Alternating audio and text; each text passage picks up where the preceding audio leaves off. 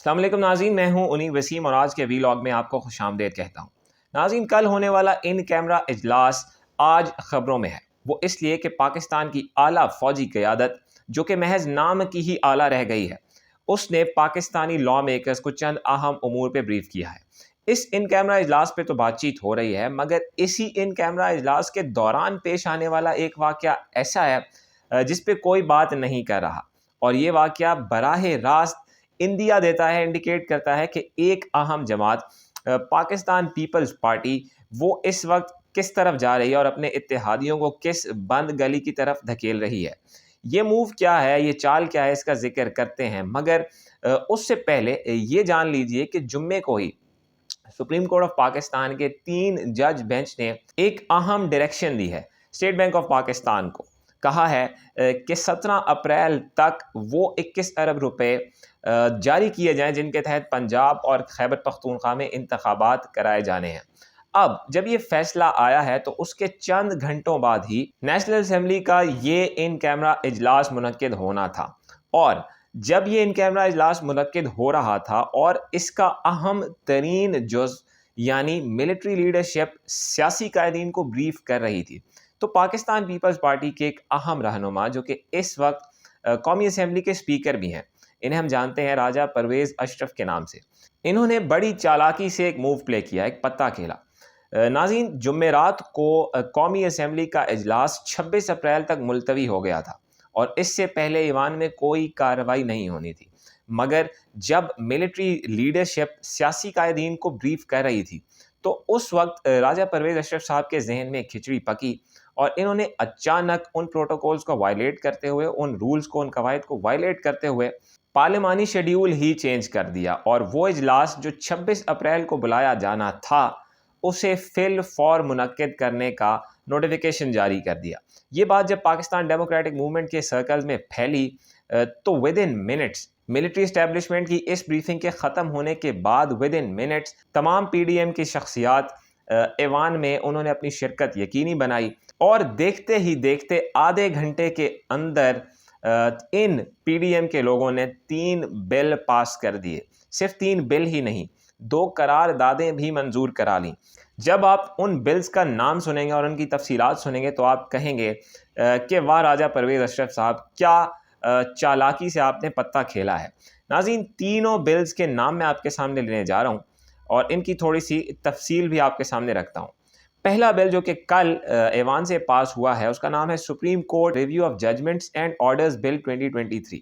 इस बिल के तहत कोशिश की जा रही है कि जब भी पाकिस्तान में सुओ मोटो लिया जाता है तो उसके खिलाफ, उसके फैसले के खिलाफ अपील दायर करने का हक मौजूद होना चाहिए। पहला बिल ये है।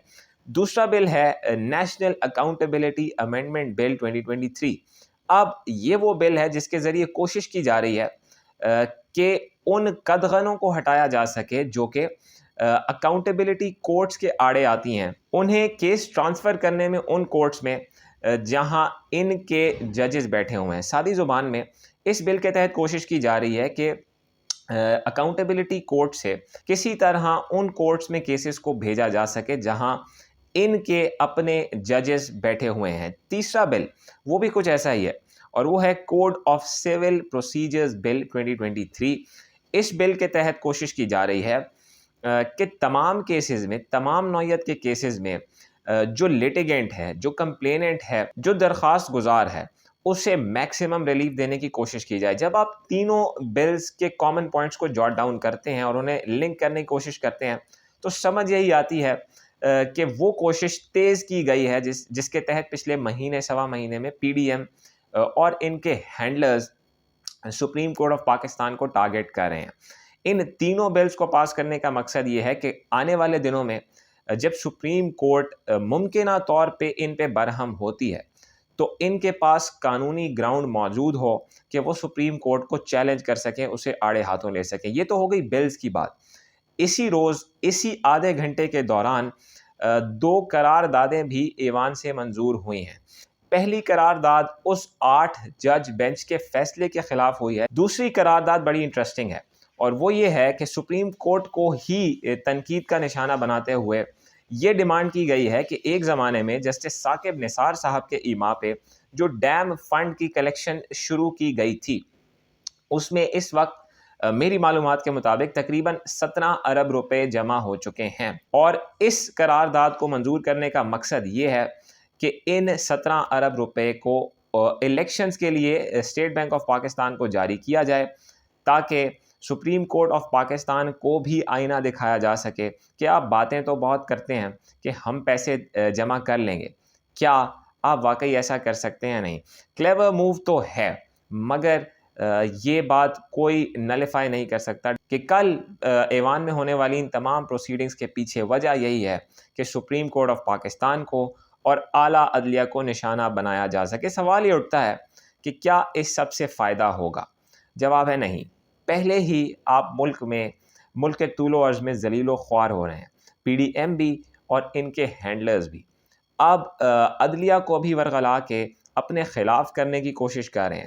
سپریم جوڈیشل کونسل میں ان 8 ججز کے خلاف ریفرنسز بھی دائر کر لیے گئے ہیں جنہوں نے عمل درآمد روکا ہے اس پروسیجرز بل پہ جو کہ ایوان سے پاس کیا گیا تھا چند دن پہلے۔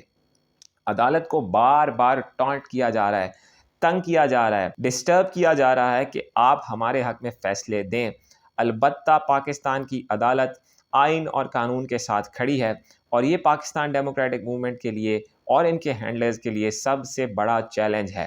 بہت چالاکی سے کوشش کی گئی کہ ایک ہی دن میں اس وقت جب قوم کی اٹینشن اس ان کیمرہ اجلاس پہ ہوگی جس میں آرمی چیف، ڈی جی آئی، ڈی جی ایم آئی، چیئرمین جوائنٹ اور دیگر سروسز چیفز شریک ہیں اور لا میکرز کو بریف کر رہے ہیں، اس دوران کچھ ایسی قانون سازی کر لی جائے جو کہ آنے والے دنوں میں پاکستان ڈیموکریٹک موومنٹ کو فیور کر سکے۔ البتہ اس سب پہ تجزیہ یہی ہے کہ آپ لاکھ کوشش کر لیں عدلیہ کو ملائن کرنے کی، انہیں اپنے ساتھ ملانے کی، آپ اس میں کامیاب نہیں ہوں گے۔